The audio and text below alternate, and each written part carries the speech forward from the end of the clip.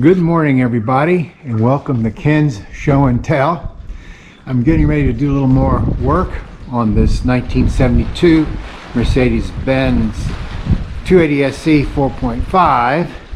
One thing I want to show you right off the bat, for those of you who have been watching these videos, the hood pad is still in place after about 400 miles of driving, so that's a good sign.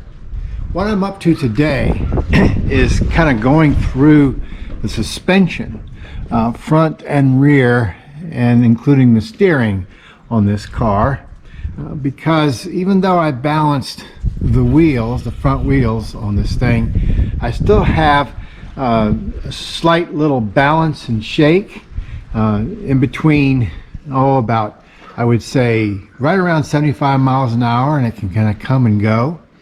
And so what I'm going to do is, I have checked this stuff before, but I want to go through it systematically and just show you what I find in this. Let's start with the front subframe bushing, and from visual inspection I don't see any tears. It's not separated, and the actual rubber itself looks nice and shiny and not cracked. Looking at it from this side, or at least from this, we're looking at the driver's side of the car, by the way, first, and just looking at it from behind, it still looks in good condition to me. I don't hear any clunks or anything like that from the front end, and it's not that it's wandering, but I think that looks okay. Let's go over and look at the passenger side. Passenger side is a little easier to see. And again, there's no separation, no cracks. The bushing itself, the mount, looks in good condition. Let's look at it from the front. And looking at the subframe mount from the front, it looks okay to me. So we'll move on to back to the driver's side. I'm visually inspecting this anti-sway bar link on the driver's side and the front. The bushings look okay. This does too. Put a crowbar up there on it. Nothing's wobbling. Everything looks good and tight there. Inspecting the rest of this bushing on the sway bar, main bushing. It's not cracked, falling apart.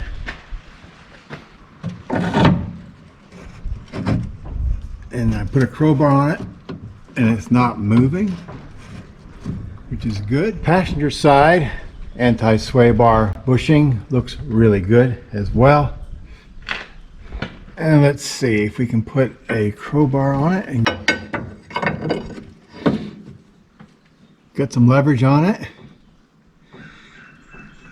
Movement is not there, which is good.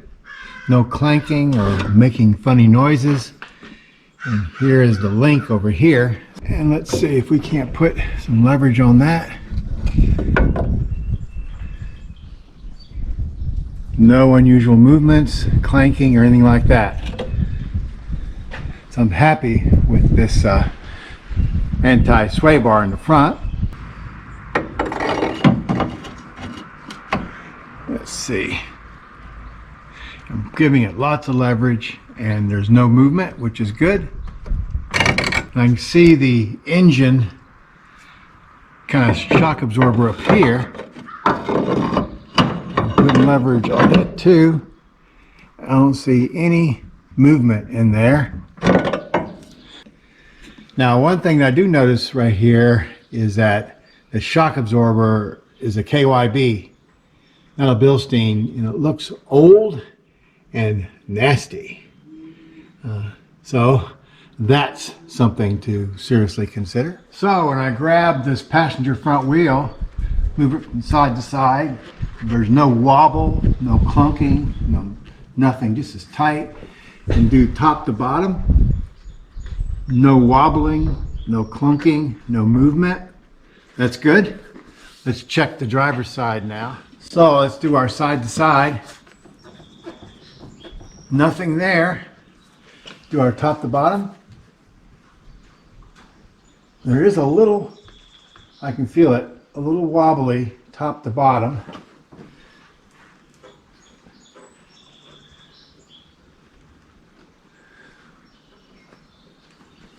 I don't see any suspension movement when I do that. So I'm going to be pulling these wheels off anyway and rotating them, so I'll check the tightness of the bearing on this side. So just a little bit. Now I'm going to check this steering link and its connectors to the steering box, and all the way across the back here. Here's the steering dampener right here. There's another link going across. There's a bunch more steering links right here. And just looking at the caps, or at least I should say the rubber boots on there that protect the ball joints, they all look good except for this one right here.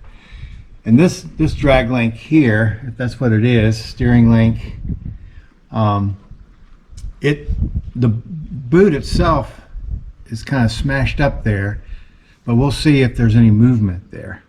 Let's go back to the driver's side and work our way over. Just put a little pressure right here. No movement in here.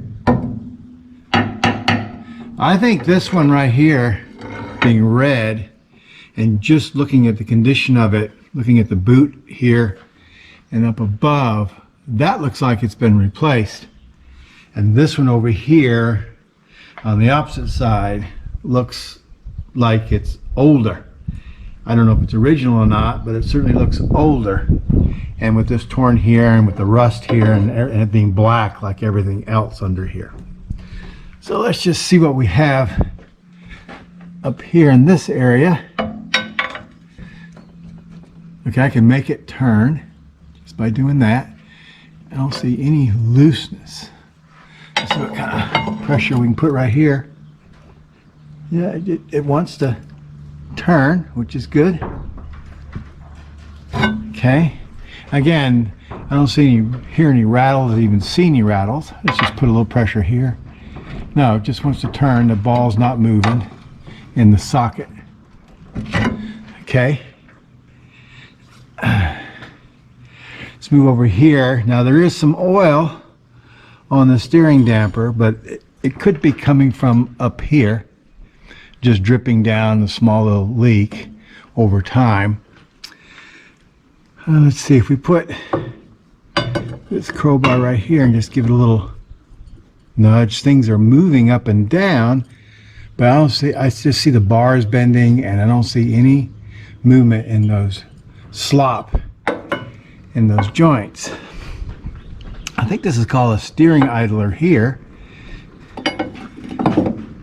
and that's good and tight.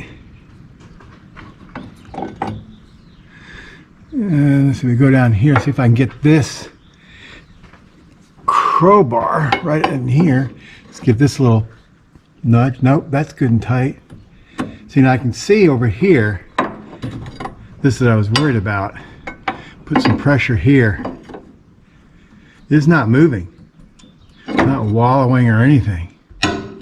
Plus, I didn't experience any movement or wobbling when I was grabbing the wheel and checking the horizontal movement, which would, if this was worn out, then I would expect to see some slop in there. Okay, so shock absorbers are suspect. This right here could be suspect. And steering dampeners are very cheap, so I might pull that off and just see how it behaves. And because I understand that if your steering dampener starts going bad and losing its ability to dampen, it can transmit some pretty strange oscillations and vibrations to the steering, regardless of how well balanced your tires are. Well, the first thing that comes into view is another KYB shock absorber on the back. Pretty rusted. So that is suspect, I think. Oh, I read that trying to bounce the corners of these cars up and down to check the condition of the shock isn't a reliable method. I didn't know that. I do not get any unnecessary bounce from the corners when I push them down. So apparently that method doesn't work very well. So here's the other shock absorber on the driver's side, and it's pretty nasty looking too. The rubbers up here, like the stop bump right here, looks good. And on the passenger side, it looks good. The rubber that the coil spring is sitting in looks very nice. Given its age, and this one down here looks good too. See, put it right, I'm getting no wobbling, no movement here. Let's see what we got here. I don't want to pry on that. That's pretty good too. Yeah. Let's see, I can do it right here. Push on it. Yeah, see, there's no movement. I can make the whole car move, and that doesn't move. Okay. The car sits all right, so I'm not worried about these things. Let's just see what we've got here. See what kind of oh, we got this up here. Yeah, this stabilizing stuff on this rear end. Let's see.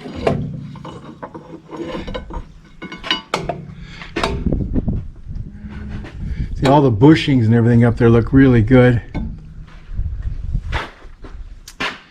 Okay. This is always well greased. This pivot for the swing arm axle arrangement. I've already checked these boots. They're in good condition. They're not cracked. Let's go over here and put a crowbar right here. Get no movement there. I don't want to smash anything, so we'll just have to be careful here. That looks good. All right, so I think, okay, so I think our approach here is going to be as I originally intended, which was to change out the shocks. I've got a steering damper on order, and then we'll rotate these wheels and see if that makes a difference. Well, here's my Bilstein shock absorber kit. I ordered this from Mercedes Source. I do like dealing with them. Everything's always straightforward and put together. And one of the nice things about this, I'm always get a thrill out of seeing made in Germany on a part that I get for any of these Mercedes Benz cars.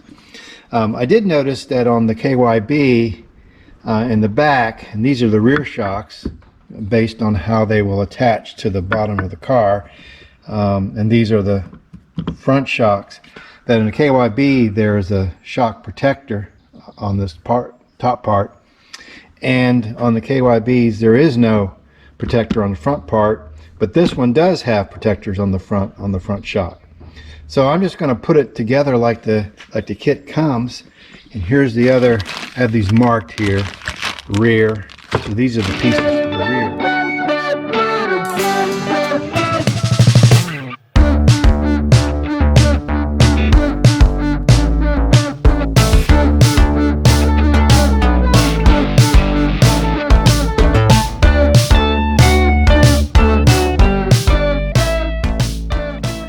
Unlike the Bilstein, which has one single 14 millimeter nut on top, these KYBs have two 14 millimeter nuts on top, and I have to hold the bottom one in order to get the top one to turn.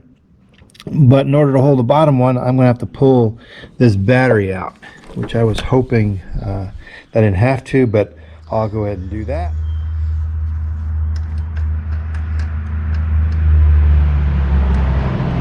This is just my little homemade battery holder here.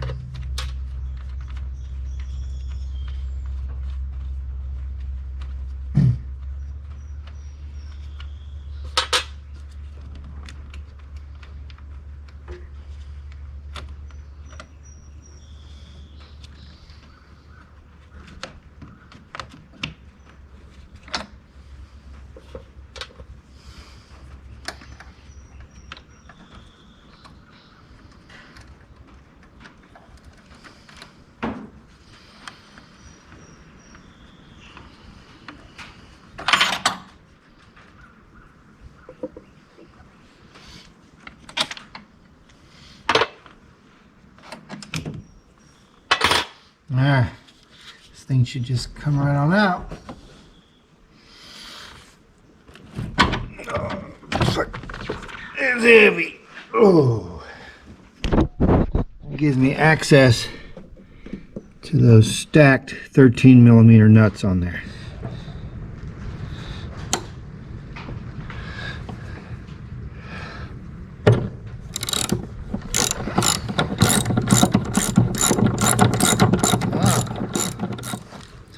All right, so here it is.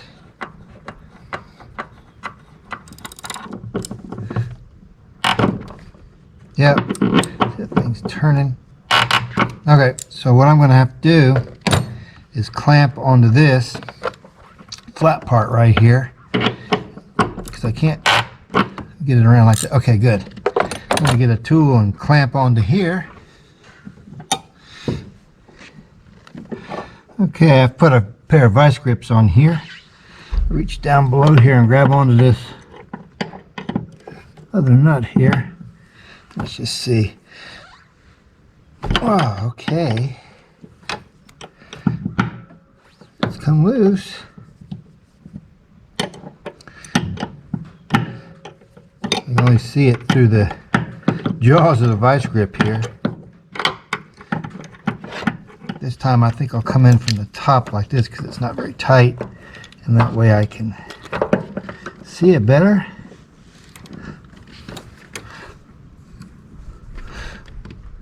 All right.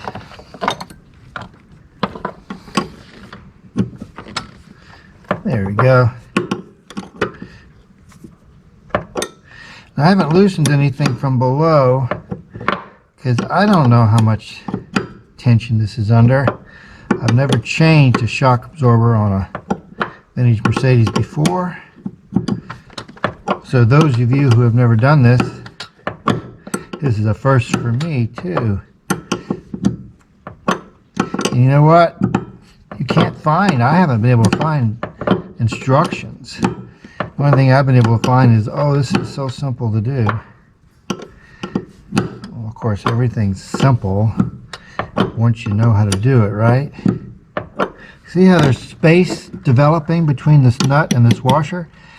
So that is not dropping down, which is good.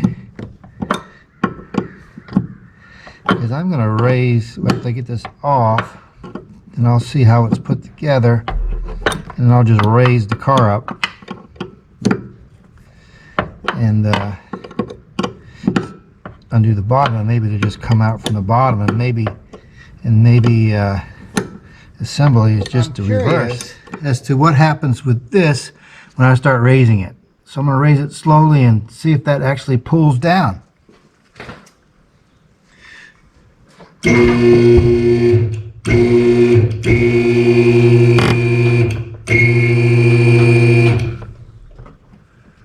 Huh. No, I thought it might. Okay, well, I'll have to undo it from the bottom and then see if it pulls. It informs me about how to do the other side, I believe. Here are the two 13mm nuts at the bottom. I might have said 13 at the top. They were 14 at the top. And get off a little bit, you can see them. And I'll pull those out and take those apart and see what happens to this shock here. Well, I got this KYB shock off the front passenger. It took a little thinking to figure out how to get it off. I was hoping that maybe it would just kind of push up from the bottom.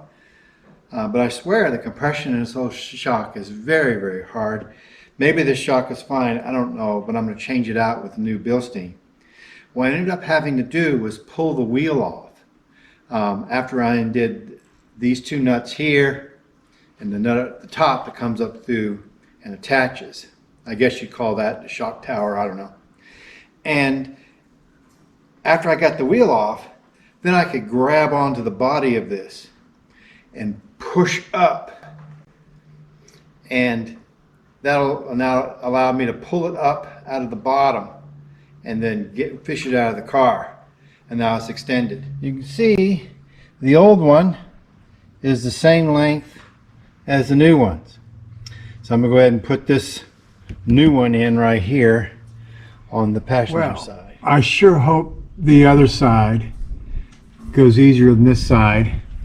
I picked this one because I thought it would be the most difficult one because of access to the top of the shock absorber. I sure learned a lot from this one. You need to take the wheel off. You need to compress it from the bottom, push it up and get that old one out, and then you have to compress this one and get it in, and then you have to really do a lot of prying and moving to get those two little bolts at the end of the shock down into these holes here. And I used the old nuts first to pull it the rest of the way through, and then used the new nuts because they are lock nuts to snug things up in place. All right, I've already reversed the front and rear tire on this passenger side, so I'm going to go ahead and put the rear wheel on this side, and then I'm going to consider this side done. Well, this is what I learned from that passenger front wheel. Number one, I'm an idiot. Number two, after I take off the top nuts and stuff first, then what I need to do is raise the car up and take the entire wheel off. Number three, then I can take the nuts off from the bottom. Number four, then I need to compress the shock and fish it out of there, either by using crowbar, leverage, whatever, kind of fish it out. And so that's what I've learned. So I'm hoping that the driver's side will go much faster. I've got the top of the shock clamped with these vice grips, and get this nut loose here. I got the capture nut already off.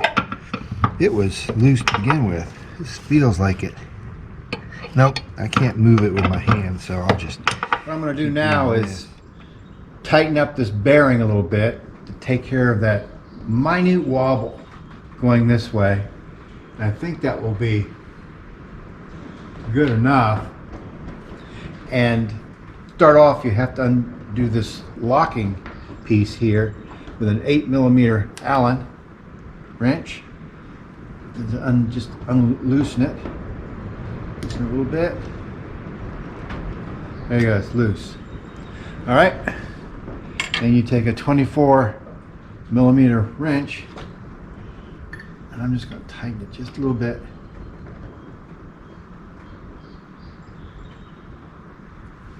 Let's just see how it, yeah, okay, that's good. And then what I'll do is I'll mount the tire back on. I'll go ahead and tighten this back, and then I'll mount the tire back on and we'll check for wobble. Actually, I'll do that later because I want to get the rest of this.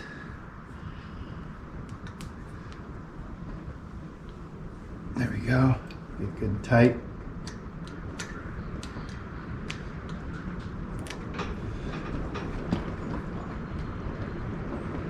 Yeah, it's tight. And I want to get the rest of this shock off and a new one on, and then I'll put the wheel back on and then check it, and then I can put the hub on with the wheel. Here are the two 13mm nuts underneath this front shock, which goes up into that holder there. So all we have to do is undo these and then wrestle that shock out. And learning from that other side, on the driver's side, what I've done, of course, I've undone the nuts here, and you can see those end of the bolts of the studs have pulled back up. And the reason for that is because I stick this punch in there and I can pry this thing up, which makes it a lot easier. So let me work on it. I'll have to stick a crowbar in here and get some more leverage and get it up out of there. I might be able to grab the top of the shock up here and just push it up, but I have to compress it somehow in order to get it out of there. So I think I'll try that. Well, I'm kind of embarrassed to report that I could not compress this shock to get it up over this, I guess you call it the pan or wishbone here, to compress it, move it up, and get it out of here. So what I ended up doing was cutting this. The other side I could compress it. So perhaps the other shock was weaker than this one. But nevertheless, if I'm going to replace one, I need to replace two. So KYB into the trash. Hooray! The new Bilstein is in place on the driver's side. I've tightened up the bearings on this front wheel on the driver's side.